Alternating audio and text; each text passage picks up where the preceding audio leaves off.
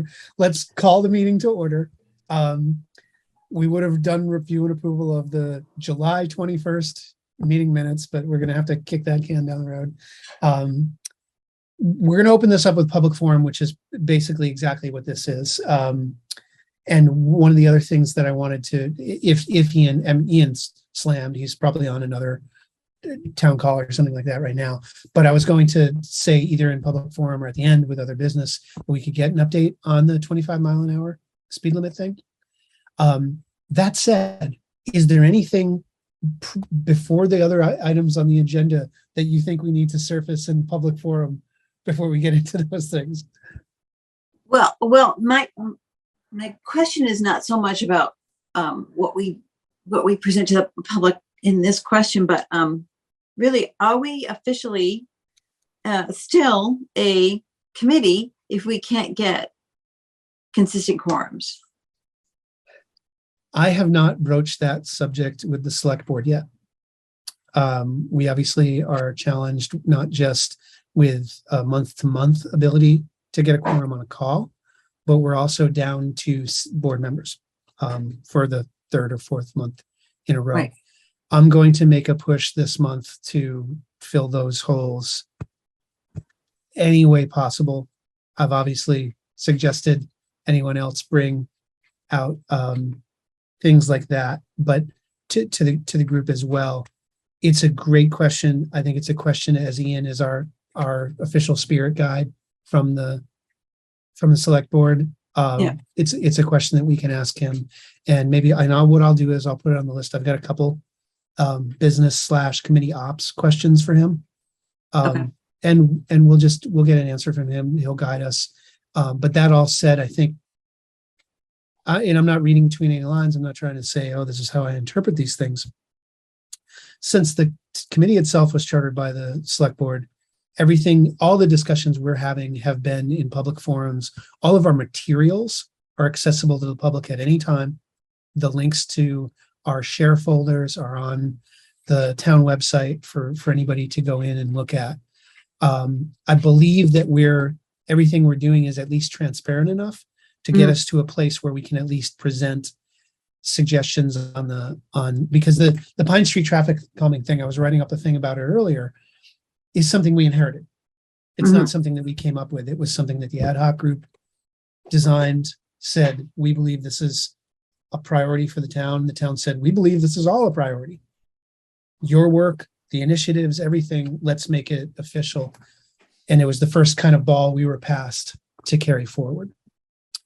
But let's get an official call on that from Ian, because we're going to have to do something about getting a quorum on the document itself. And if I have to do that by chasing people down and getting their email responses to thumbs up, we can present this, then that's what we'll do. Okay.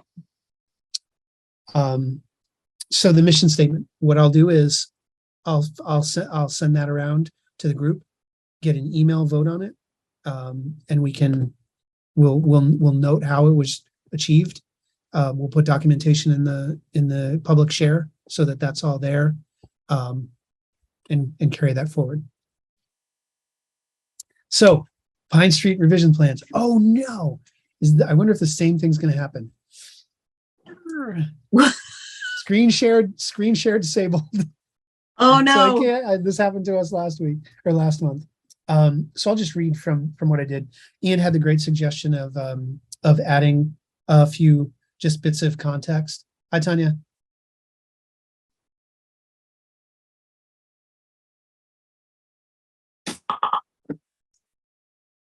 Bye, Tanya. Ian had a suggestion about additional context. So I added a slide that further explains some of the things on the actual contextual side. I'll forward this around afterwards, but the Pine Street Traffic Calming Initiative is one of the main projects the Bristol Bicycle and Pedestrian Advisory Committee inherited from the ad hoc group. While aspects of it, including pedestrian and bike lanes, have already been approved and budgeted for, the nature of the project and the need for it to ultimately be a sustainable success, which require an iterative approach. Stop signs at specific intersections can provide this, they will have a combined effect, together with the lowering of the district speed limit to 25 miles an hour, of making Pine Street more friendly and traversable by slowing down traffic overall and making the intersections, one of which is extremely challenging right now, easier for users traveling in all directions on that. And that's, I've refined a point on the next slide, which was bullet point 7 on the Pine Street notes. The current Pine Street Munsell intersection stop sign is 35 feet back from Pine. Wow. In combination with the landscape on both sides of Munsell, the hill on the north, on the east side, and the trees on the west side, this makes visibility for people on the Munsell side almost impossible, virtually impossible, until it's almost too late. So if somebody's biking from one direction, walking from another, and you're a truck trying to make that left-hand turn, you have to practically be, or a car really, you have to practically be in Pine Street before you can see if it's truly safe. Mm-hmm. Those are the only 2 substantive changes I made to the deck. So I'll push that forward via email, so everybody can vote on it via that way, and we can ask Ian when we can get some time in front of the select board. Sound good? Sound good. Great. Next item agenda is safe routes to schools. I was contacted by multiple groups who forwarded this to me. The town, the Bike Walk and Roll group as well forwarded this to me. I will put this on the share so everybody can see it. But it is, it's interested parties, the 2022 Vermont Trans Safe Routes to Schools Spot Improvement Program. I'm happy to announce that we are soliciting applications for spot improvements projects using Safe Routes to School funding still available to VTrans. Improvements include bicycle lanes, shoulders, sidewalks, pedestrian crossing improvements, pedestrian signals, improvements that address requirements for the ADA, as well as shared use paths. So everything that's in our wheelhouse, Yeah. they're coming saying they still have budget for it. So I will send this document around to everybody. We should get a couple other items on this list, including some of the things we know we've been talking about, like what we're going to do on Mountain Street as where the sidewalk ends and it dips down there, and there's the set of curves. We know that in addition to that being a heavy pedestrian corridor, there's also a lot of school kids that live down there and past both parts of the curves and who walk to school. So that feels like it's right in the spirit of this Safe Routes to Schools thing. Great. I was also, oh no, I'm not going to jump ahead to that. Hold on, let me reference this. So I'll send that around. We're on to other business. I have one item, but I want to ask the group if anybody else has anything else before I jump into that. Go ahead. Okay. I was contacted by Jonathan from Local Motion. He is organizing a remote meetup of walk and bike committee members from around the state. Initially, we are sending out an email to all committee members to gauge interest, and timing will leave committees with sufficient time to discuss attendance in order to avoid issues with open meeting law.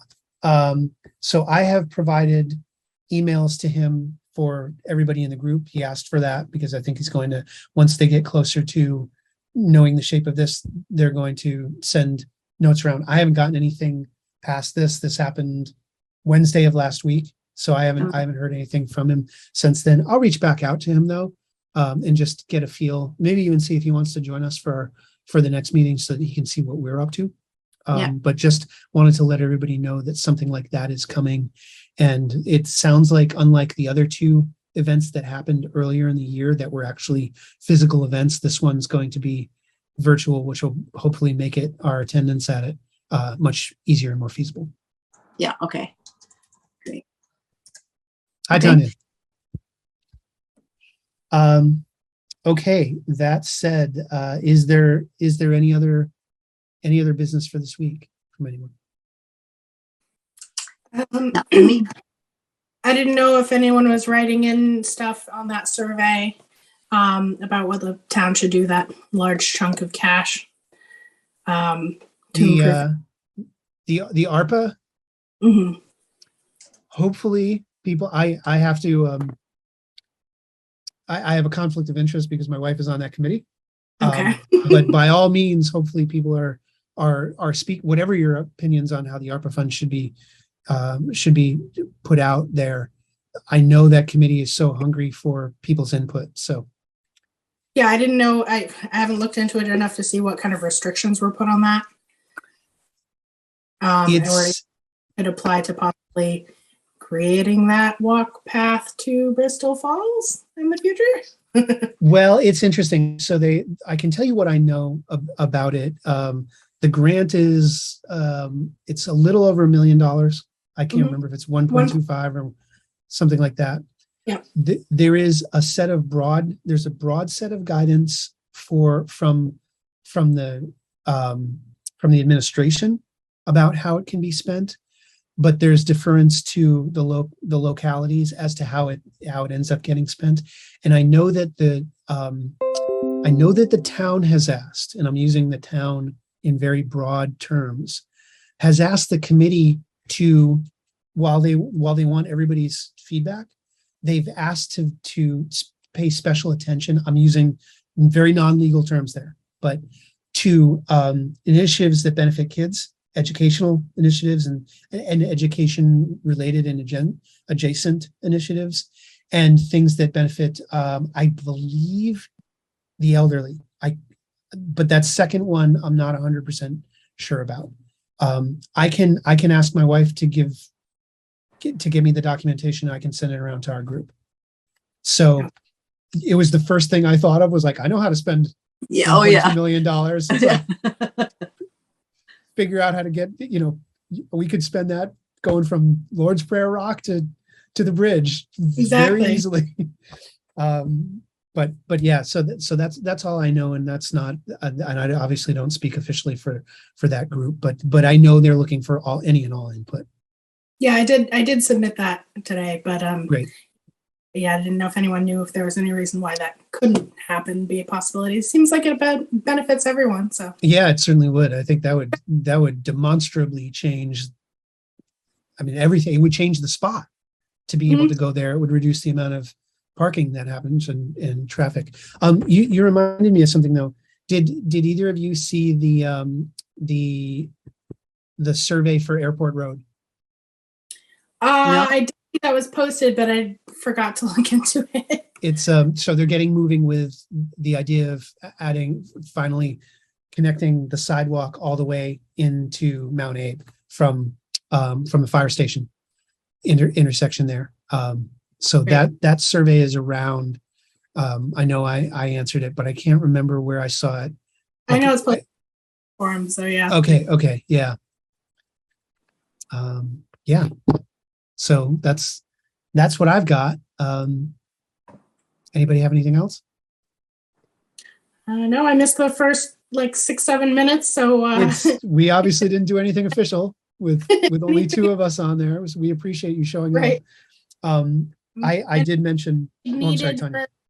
Any help needed in anything this coming month?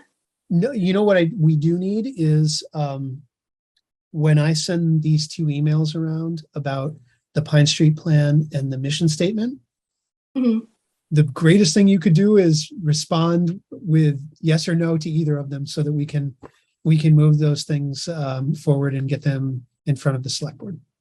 Okay, great. Other than that, that's the other thing. Think about anybody you know that might want to be on the board. Oh, and I assume that means that the what's his name, the guy that runs the bike shop in town. He hasn't responded to my emails, but I don't. But those emails are going to the shop general email, so I'm going to go down and stop by and talk to him in person. All right, I'll see if I can hunt someone down. Great. Right. Okay. Motion to adjourn. I can do it. Second. Perfect. It was great seeing you two. Thank you very much for showing up. I'm going to send these 2 emails right now. Awesome. And I'm also going to put that VTrans thing on the share, so it'll be in there. Great. Thank you. Thank Thanks, you. everyone. Great seeing Okay. you. And yell if you need anything. Have a Thanks. good one. Okay, Thanks, Nee. bye.